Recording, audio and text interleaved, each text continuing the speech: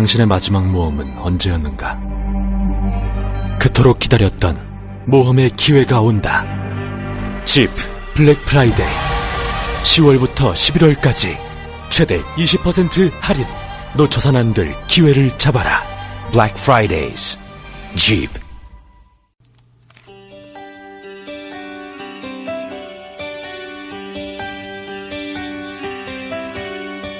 문제적 뉴스를 짚어보고 대안을 제시합니다. 새로 고침 대한민국. 네, 두 분과 함께합니다. 노영희 변호사 나오셨고요. 어서 오십시오. 예, 오늘 날이 너무 추워서 네. 여러분을 위해서 웃음을 드리기 위해서 제가 삼행시 하나 준비했습니다. 오, 삼행시? 네. 오. 새로 고침 대한민국은 색다른 시선 김종배에만 있다. 이게 뭔지 아세요? 무슨 말이에요? 새색시 노영희 변호사입니다. 와. 네. 아니, 왜 진실을 말씀하시는지 왜 이러세요? 죄송합니다. 네, 새색시 아니에요. 예, 어쨌든 새로 고침 대한민국은 색다른 시선 김종배에만 있다. 이게 중요한 키워드입니다. 알겠습니다. 예. 네, 저 오창희 인권연대 사무국장의 멘트를 기대하겠습니다. 이렇게 추운 것도 다 까닭이 있다며요. 뭐 지구온난화 이런 해석들을 하는데. 그건 사이언스 뉴스에서 얘기할 거고. 네네. 그러니까 네. 우리의 일상도 다 사실은 까닭이 있고 배경이 있습니다. 이런 배경을 정확히 아시려면 네. 색다른 시선 김종배를 들어야 됩니다. 오창희 걸 들어라 이 얘기지. 아니 내내 월요일부터 들으셔야 되고요. 목요일 저녁에는 뭐 좀 귀담아 들으시면 좋겠어요. 아, 근데 요즘 진짜 너무 추워요. 너무 추워요. 저 거짓말 아니고 어제 그 세탁소 갔다 오느라고 걸어오는데 이 코에서 김이 나오는데 그 제 털 있잖아요. 털이 이게 얼더라니까. 어머나. 농담이 아니라 진짜. 그렇죠. 저 네. 처음 겪어봤어요. 아, 네. 면도를 하시면 안 겪을 수 있을 텐데. 근데 이게 살이 A겠지. 이게 남들은 어떻게 살겠어요? 이 털이 약간의 그 보온 방온 효과가 좀 있거든. 네. 죄송합니다. 네, 오늘 주제로 넘어가겠습니다. 오늘 이야기할 게 좀 이게 좀 심각하고 그다음에 또 우리가 한 번에 짚고 넘어가야 될 이야기일 것 같은데요. 특히 이 방송을 들으시는 분 가운데 2030 세대는 좀 귀 기울여 주시고요. 좀 문자로 참여해 주시면서 여러분들의 의견 좀 적극적으로 피력해 주시기를 부탁을 드리는데 이 최근에 2030이 뭐 화가 났다고 할까요? 할 수 있는 사례가 두 개가 있었다라고 합니다. 하나는 남북 단일팀 구성을 둘러싸고 여러 가지 논란이 있었는데 이 논란의 한 축이 2030 세대였고 2030 세대가 이 문제에 대해서 이제 강력하게 이제 제기를 했던 문제가 이건 공정성이 걸려 있는 문제 아니냐. 그다음에 열심히 노력해온 선수들의 기회를 박탈하는 것 아니냐. 이렇게 이제 그 지적을 했다라는 거예요. 그다음에 또 한 가지가 이제 그 가상화폐 그 규제 문제도 있는데 일단 요거 좀 이따 이야기하고 단일팀에 대한 어떤 이런 시각 노영희 변호사님 어떻게 보세요? 사실 이제 한편으로 생각해 보면은 당연히 좀 공정하지 못하고 기회를 박탈한다. 네. 이런 생각은 안 할 수가 없겠죠. 솔직히 말해서. 네. 기본적으로 그런 말씀엔 충분히 동의를 합니다. 이제 그런데 이제 그렇다 하더라도 이제 올림픽 정신이라고 하는 것을 조금 생각해서 네.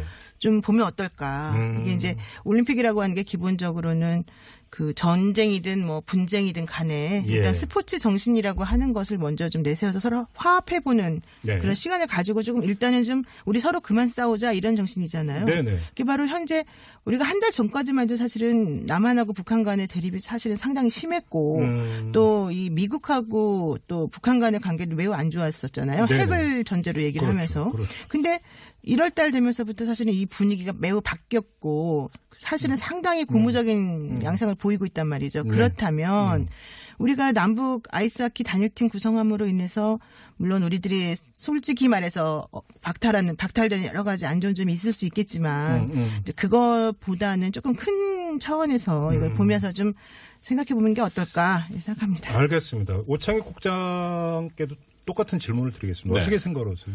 저는 그 2030 세대가 반발하고 있다 또는 뭐 이런 프레임 자체에 대해서 동의하기가 어려운데요. 오.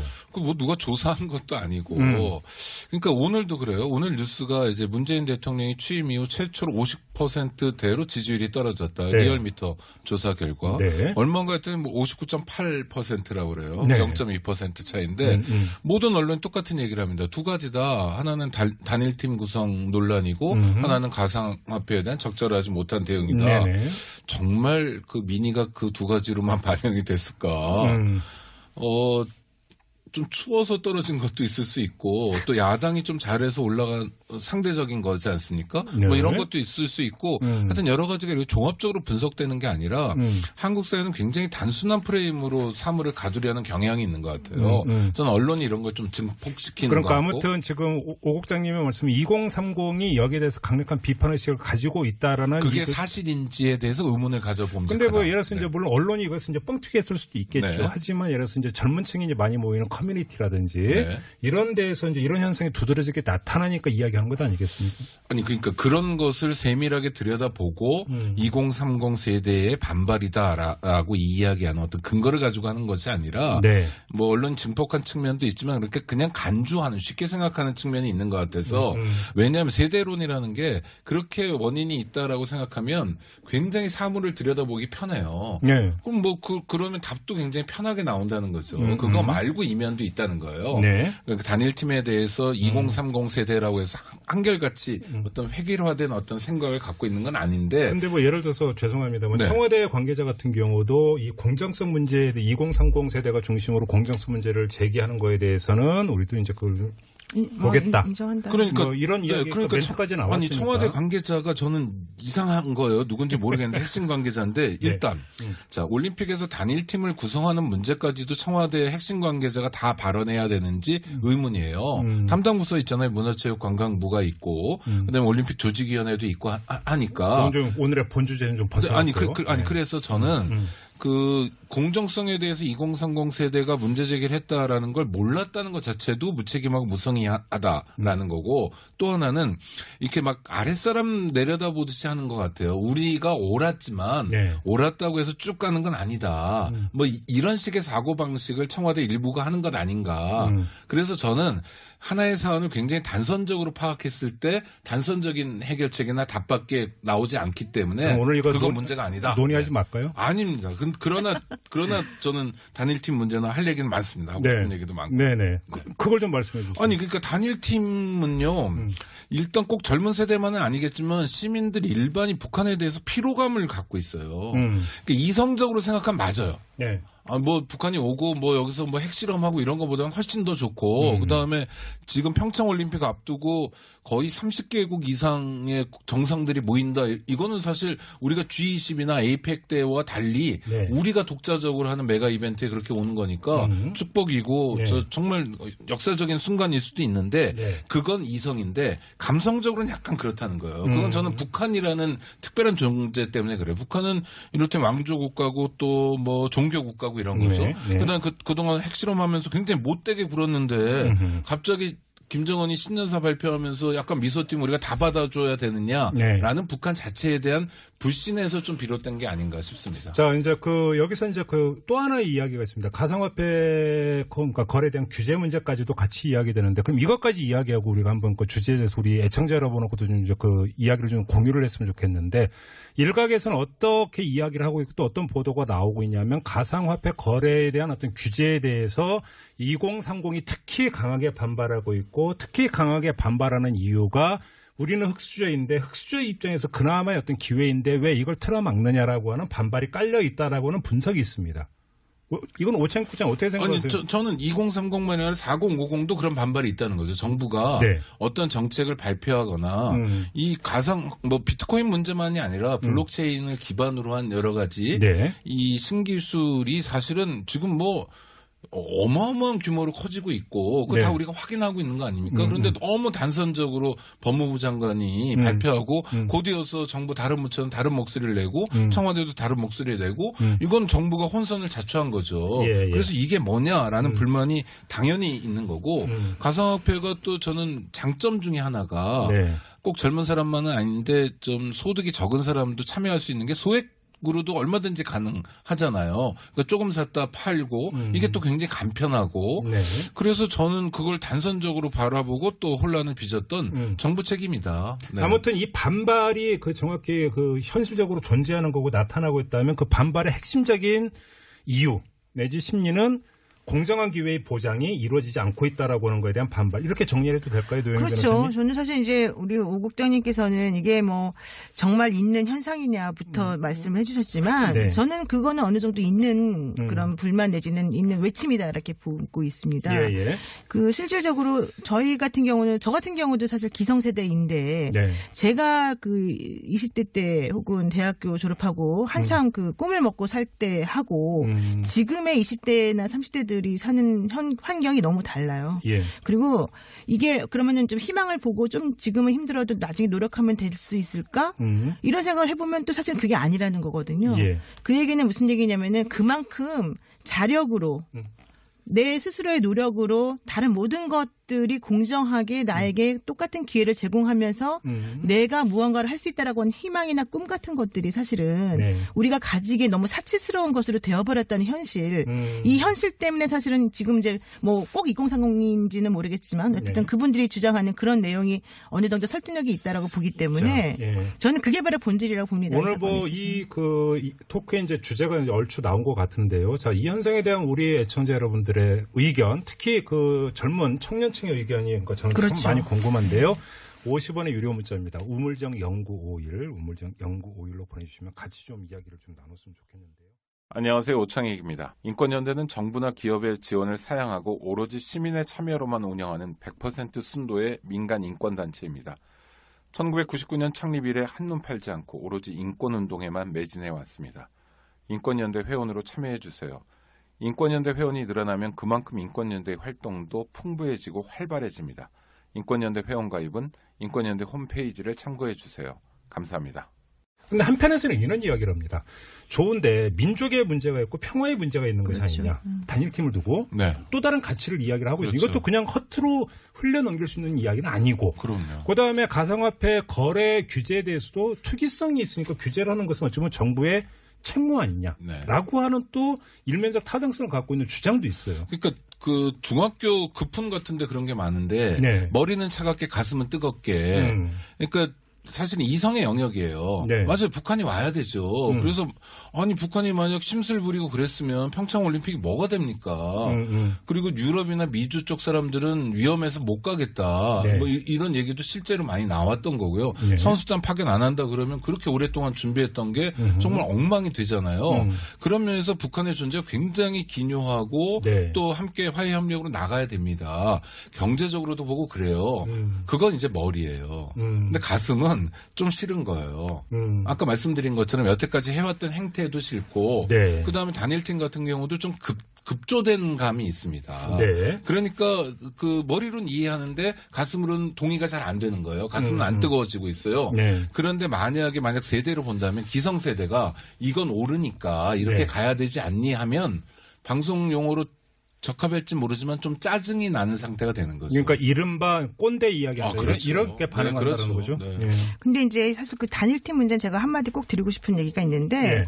이제 왜 단일팀 하지 말고 그냥 북한도 알아서 참가하라고 해라. 그렇죠. 이런 얘기를 하잖아요, 그렇죠. 사람들이. 근데 예. 그게 사실은 쉽지가 않아요. 이 동계올림픽에 참가하는 종목 같은 것들은 사실은 그 북한과 같은 상황이나 환경에서 이렇게 선수들을 내보내서 참가시키기가 사실은 상당히 어려운 종목들이 많이 있고 예. 또 하나는 이게 단일팀 논의가 너무 급격하게 이루어졌기 때문에 그렇죠. 지금 현재 국민들에 대해서 이해나 뭐 설득을 시키는 그런 과정이 없었기 때문에 이런 문제가 더 크게 나오는 건데 예. 사실은 뭐 몇 년 전부터 준비해서 그게 됐으면 참 좋았겠지만 아시다시피 북한이라고 하는 그 체제의 상황이나 이런 것들이 사실 그렇지 못하잖아요. 그렇죠. 그러니까 그런 여러 가지 것들을 조금 생각을 해본다면 우리 국민들이 생각하는 면들이 당연히 맞고 그런 것에 귀를 기울여야 됨에도 불구하고 네. 이렇게밖에 할 수 없는 어떤 좀 안타까운 점이 있다. 이런 거 좀 생각해 주시면 좋겠고 네. 지금 이제 오 국장님 말씀하신 것처럼 사실은 저는 이 가상화폐든 단일팀이든 뭐든지 간에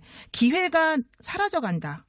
이제 이런 것들에 대한 아픔이 너무 크기 때문에 네. 지금 사실은 좀 크게 보지 못하는 부분들이 있는 것 같고 네. 그렇게 지금 크게 못 보는 건 결국 우리 기성세대가 잘못해 놓은 것 때문이다. 이런 생각 좀 드리고 싶어요. 8833님이 문자를 주셨는데 저는 32살입니다. 솔직히 북한이 한민족으로 느껴지지 않았습니다. 이런 문자를 보내주셨어요. 저는 32살보다는 조금 더 먹었는데 저도 솔직히 북한이 무슨 잘 안 느껴져요. 네. 제가 인권운동화 그러니까 이게 프레임 있죠. 인권운동하면 약간 좌파적이고 또 뭐 하여튼 뭐 통일 문제 관심 많고 뭐 이런데 제가 막 의식적으로 저 북한에 대해서 달리 생각하려고 그러는 게 아니라 네. 실제로 그동안 좀 힘들고 왜 그렇게까지 해야 될까? 네. 뭐 또 여러 가지 인권 문제를 북한에서 자행한 인권 문제를 생각해도 그렇고 그러니까 저는 북이 평창올림픽에 이렇게 참여해 주는 건 솔직히 얘기하면 고맙다. 정말 정말 고맙다. 그러나 이후에도 대한민국 국민도 좀 생각해달라. 네.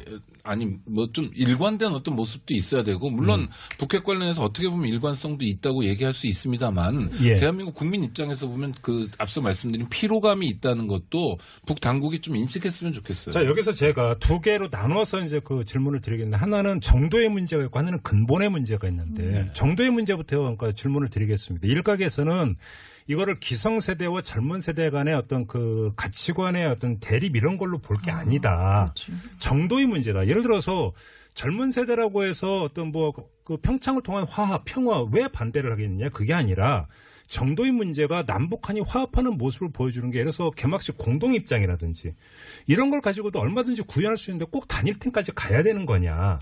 이런 어떤 정도의 문제가 있다라고 하는 주장이 있고요. 네. 그 가상화폐 그 규제에 대해서도 규제를 반대하는 게 아니지 않느냐. 거래소 폐쇄와 같은 극단적인 것에 대해서 반발을 하는 거지. 투기성 규제 거래 자체를 규제하는 거에 대해서 지금 반대하는 게 아니다. 그렇죠. 왜곡하지 마라.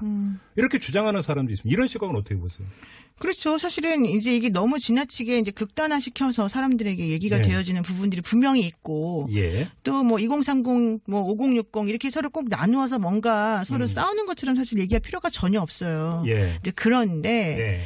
이제 그렇다 하더라도 현재 그렇다면은 그거 이외에 다른 방식으로 어떻게 할 수 있는 게 가장 최선이 무엇인가라는 걸 물어보게 되면 사실은 조금 주저하게 되거든요. 네. 주춤하게 되고. 예. 그래서 지금 이런 문제가 발생하는 것 같고 저는 그 가상화폐 관련해서는 제가 조금 이것저것 많이 봤었는데 네, 네. 가상화폐 저는 안 합니다. 안 하지만 제가 많이 봤는데 이제 이게 가지고 있는 뭐 장점도 있고 단점도 있지만 사실은 이제 나중에 더 큰 문제가 생길 것을 우려해서 네. 지금 이러한 문제가 있으니 좀 우리가 좀 조심하십시오라는 시그널을 주기 위해서 처음에 정부가 이런 거 시작을 한 게 맞았거든요. 네네. 그런데 이제 그런 시그널을 주기 전에 이미 무엇인가가 이루어져 있었던 거예요.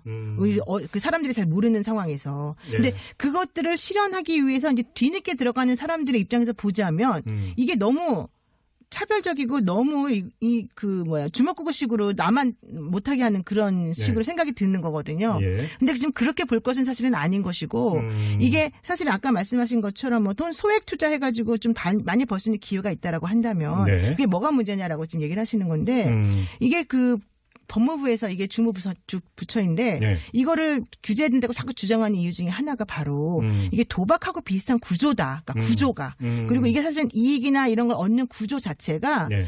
다단계와 비슷한 구조로 돌아간다. 이제 이런 식으로 지금 나오고 있기 때문이거든요. 네. 그렇다면 그러한 방식의 부작용을 갖지 않으면서도 뭐 2030이든 누구든지 간에 뭔가 한번 좀 작은 걸 가지고 큰 이익을 얻을 수 있는 구조를 가지는 뭔가가 될 수 있는 건지 네. 그런 게 뭐가 있는지 이쪽으로 한번 생각을 돌려본다면 조금 다르게 얘기될 수 있을 것 같아요. 근데 저는 그 법무부 장관의 말이 크게 틀리지 않다고 생각해요. 근데 문제는 지금 대출 옳은 소리, 틀리지 않은 소리가 거부감이나 반발감을 가져온다는 거죠. 네, 그러니까 네. 일종의 뭐랄까 계몽주의적 시각이랄까요. 저 위에서 내려다보는 것 같은 거. 훈계질한다. 그렇죠. 그래서 네, 네. 청와대에 가면 뭐 가본 적은 없습니다만 몇 분들 보면 다는 아니겠지만 위에서 내려다보는 것 같은 자세 있잖아요. 네. 뭐 각 부처 보고도 받고 이러니까. 근데 저희가 바라는 그 촛불 이후의 리더십은 뭐냐면 나도 모르게 막 눈물이 쏟아져 나왔던 어떤 장면. 이를테면 5.18 기념식 때 대통령이 유족을 안아주는 장면 있잖아요. 이거는 위에서 내려다보는 게 아니라 바로 옆에서 정말 그 뭐라고 토달 수 없는 그냥 감동적인 장면이었다고 우리가 여기잖아요. 네네. 그런 태도가 좀 아쉽다. 그러니까 자꾸 가르쳐 들고 뭐 아니 비트코인이나 가상화폐에 투자하는 사람들이 이거 잘못 투자하면 손실이 클 거라는 걸 예상 못할까요? 20살이면 예상 못할까요? 그렇지 않습니다. 물론 이제 뜨고 있지만 그것도 사자 팔자를 계속 반복하는 거거든요. 네. 그 정도 판단 나도 할 수 있다. 그렇다면 지금 이렇게 그 큰 시장이 된 상황에서의 연착륙이나 다른 방법도 정부가 고민해야 되는데 네. 왜 윽박지르듯이 가르치듯이 하느냐라는 반발이 있는 것 같아요. 그 근본의 문제는 이런 겁니다. 8953님이 보내주신 문자부터 소개해드리고 말씀을 드리겠는데 35살 남자입니다. 올림픽에 대한 건 남북관계에 대한 개념 차이라고 봅니다. 아버지뻘 되시는 분들은 한민족이라 느끼지만 30대 이하는 서로 다른 국가로 생각하기에 왜 그래야 되는지를 모르는 게 아닌가 싶습니다. 한민족이니 한 팀으로 출전하고 안아줘야 맞지만 서로 다른 국가이니 그럴 필요가 없는 거죠. 이런 지금 주장을 보내주셨는데 근본의 문제라는 게 바로 이겁니다. 그러니까 민족 문제를 바라보는 관점에 있어서 기성세대와는 완전히 다른 관점이 젊은 세대에게 지금 나타나고 있다라고 하는 것. 그다음에 어떤 그 부를 추구해 들어가는 과정에 있어서의 원칙이라고 할까요? 이런 거에 대해서도 젊은 세대 같은 경우는 기성세대가 어떤 경제적 부를 누렸던 것에 대한 어떤 반감이라고 할까요? 이러면서 어떤 공정한 기회가 보장되지 않는 사회에 대한 어떤 반발심, 그렇죠. 불만 이런 것들이 바탕에 깔려 있는 것 아니냐라고는 네. 근본의 문제를 제기하는 분들도 있습니다. 이 점으로 있습니다. 맞습니다. 근데 또 하나는 이게 세대로 풀기가 참 어려운 게 네. 노인 세대라고 치자고요. 만약 7, 80대, 70, 80 세대가 있다. 네. 이분들이 이제 통일에 대한 염원이 다른 세대보다 높다라고 생각할 수 있는 측면도 있고요. 북한에 대한 적대감이 다른 세대보다 훨씬 높다라고 생각할 수도 있는 겁니다. 네. 그렇죠? 멸공 통일의 대상으로 생각할 수도 있다는 거예요. 그래서 저는 이렇게 세대는 좀 섞여 있다. 왜냐하면 자꾸 세대론으로 물론 하면 그렇긴 문제가 하죠. 있다는 물론 말씀을 기계적으로 딱 나눌 수는 말씀을 드리는 거고 저는 실제로 지금까지의 남북 관계가 만약 20세대, 2030 세대가 그렇게 생각들을 많이 하신다면 2030 세대에게 지속적으로 그런 시그널을 줬다고 생각해요. 네. 같은 언어를 쓰긴 하지만 저건 완전히 다른 나라다. 불편한 존재다.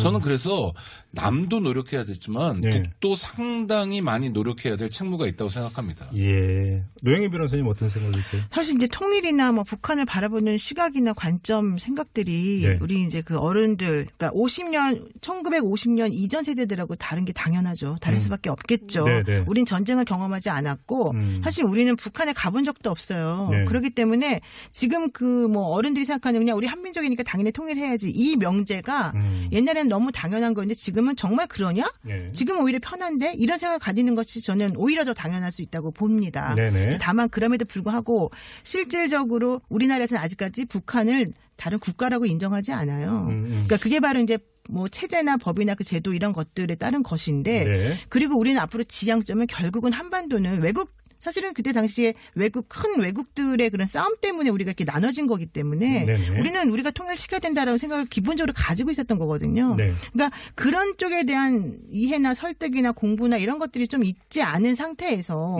막 서로 상처 주는 말을 하면서 자기 현재 바로 앞에 있는 것들에 대해서만 자꾸 얘기를 하다 보면 네. 오히려 저는 이 문제가 해결이 안 될 것 같아요. 9493님이 문자 주셨는데요. 어른들이 2030 세대에게 지금까지 가르쳐왔던 건 대의와 가치가 아닌 경쟁과 이윤 추구였습니다. 과연 오늘의 어른들이 2030 세대에게 통일의 가치와 욕망의 절제에 대해서 떳떳하게 훈도할 자격이 있을지 엄청 저하고 바꾸셔야 되겠는데 저분이 패널로 오셔야 되겠는데 맞습니다.